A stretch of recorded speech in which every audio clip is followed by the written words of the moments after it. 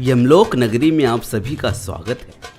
इस कहानी में आप देखेंगे कि 4 पुरुष यमलोक आने के बाद स्वर्ग में जाने की चाह रख अपने अच्छे कर्मों को गिनवा रहे होते हैं, लेकिन यमदूत द्वारा उनका न्याय किस प्रकार होता है आप स्वयं देख लीजिए। मैं बहुत प्रख्यात राजा रहा हूँ।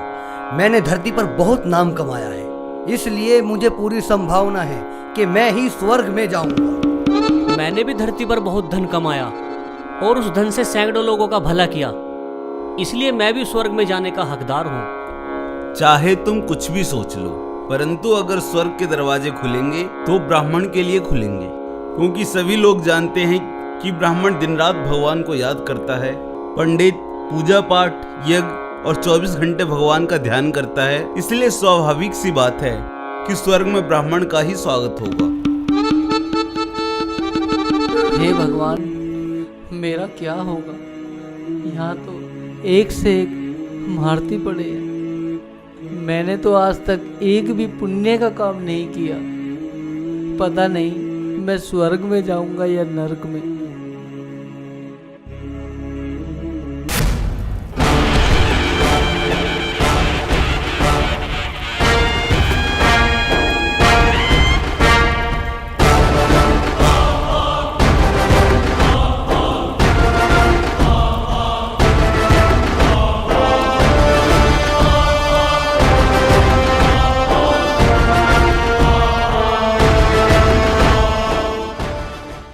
हाँ तो राजन, तुमने अपने जीवन में ऐसे कौन से अच्छे कर्म किए हैं जिसके आधार पर हम अपनी पुस्तक में देखकर बताएंगे कि तुम्हें स्वर्ग में भेजना है या नरक में।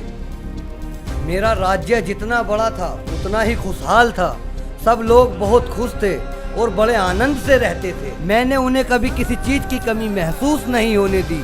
यही मेरे अच्छे कर्म हैं, ए देवदूत।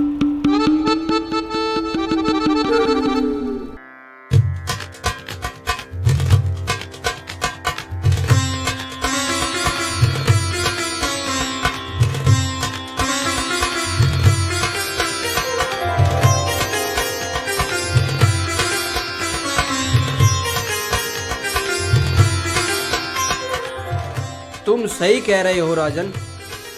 तुमने अपने राज्य में किसी भी प्रजा को कभी कोई तंगी नहीं होने दी, लेकिन तुमने अपना राज्य बढ़ाने के लिए जो युद्ध कराए थे उनमें हजारों सैकड़ों सैनिक मारे गए, जिनके परिवारों की बद्दुआ और श्राप आपको लगा हुआ है, जिसकी वजह से हम आपको स्वर्ग में नहीं नरक में भेजेंगे। यमदूत, आदेश। जाओ, राजन को ले जाओ और इसे घोर नरक में डाल दो। जो हुक्म। नहीं देवदूत, नहीं देवदूत, नहीं देवदूत। व्यापारी, अब तुम बताओ, तुमने कौन से अच्छे कर्म किए? देवदूत, मैंने सैकड़ों लोगों को खाना खिलवाया, कई आश्रमों में दान किया और काफी लोगों के घर बनवाए। यही मेरे अच्छे कर्म थे देवदूत।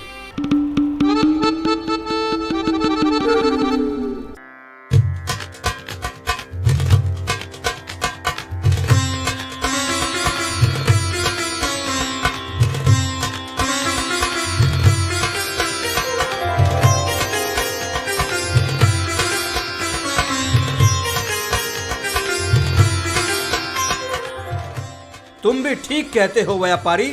तुमने बहुत दान धर्म पुण्य किए, लेकिन जिस पैसे से तुमने वो दान धर्म पुण्य किए हैं, वो पैसा कमाने के लिए कितना झूठ बोला है, कितनी हेरा फेरी की है, कितनी मिलावटें की हैं। इसलिए तुम्हें भी स्वर्ग में नहीं भेजा जाएगा, तुम्हें भी नरक में भेजा जाएगा।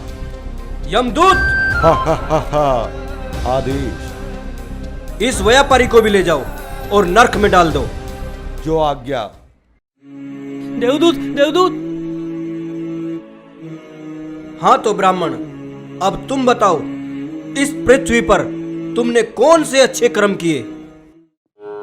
देवदूत, मैंने लाखों यज्ञ किए हैं, लाखों पूजाएं करी है, हजारों लोगों को दान दिया है और सुबह शाम भगवान की पूजा करता हूँ, इससे अच्छे कर्म और क्या हो सकते हैं।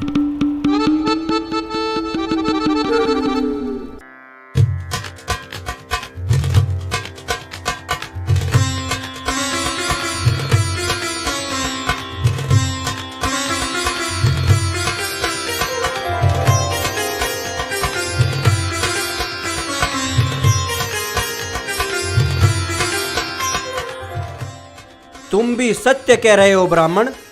तुमने लाखों लोगों को ज्ञान दिया, यज्ञ कराए, पूजा कराई, लेकिन उस पर तुमने कभी खुद अमल नहीं किया।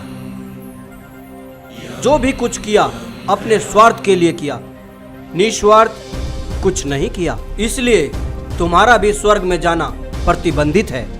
तुम भी नरक में जाओगे। यमदूत, हा हा हा हा। आदेश। जाओ, इस ब्राह्मण को भी ले जाओ और इसे घोर नरक में डाल दो। जो आज्ञा।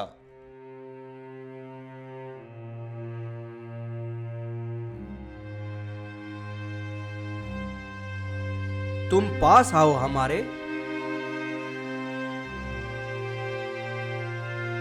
हे मनुष्य, हे प्रभु, मैं स्वर्ग में आने के लायक तो नहीं, लेकिन मैं फिर भी एक बार स्वर्ग में झांक कर देखना चाहता हूँ। बस इससे ज्यादा मेरी कोई और इच्छा नहीं, क्योंकि ऐसी इच्छा पाने के लिए मैंने जीवन में कुछ भी नहीं किया। हे प्रभु, मैं जो भी मेहनत करके पैसे कमाता था वो अपने परिवार के पालन पोषण में खर्च कर दिया करता था, इसलिए दान धर्म के लिए कुछ बचता ही नहीं था। मैं लोगों की सेवा कैसे करता, और काम के बाद जो समय मिलता था वो मैं अपने बूढ़े माँ बाप की सेवा में लगा देता था। और ये सब करने के बाद मैं कभी कभी मंदिर भी चला जाया करता था। और भगवान ने जो भी मुझे कुछ दिया मैं उसके लिए मैं भगवान का धन्यवाद करता हूँ। अच्छा तो मजदूर, तुम ये बताओ, तुमने अपने जीवन में कोई पुण्य का काम किया है? याद आया प्रभु, एक बार मेरे साथ ऐसा हुआ। जैसे ही मैं अपना खाना खाने के लिए बैठा तो मेरे सामने एक कमजोर सा कुत्ता आ गया और मेरे खाने को देख रहा था। तो मैंने अपना सारा खाना उस कुत्ते के आगे रख दिया। उस रात प्रभु मैं भूखा ही सोया।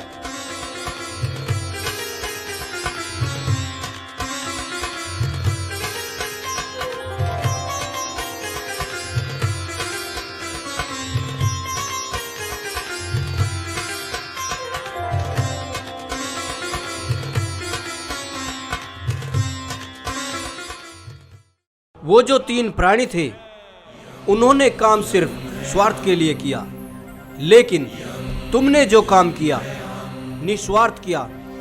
तुमने एक भूखे कुत्ते को खाना खिलाकर जो पुण्य का काम किया। तुम स्वर्ग में झांकने के नहीं, हमारे साथ चलने के हकदार हो। आओ चलो हमारे साथ।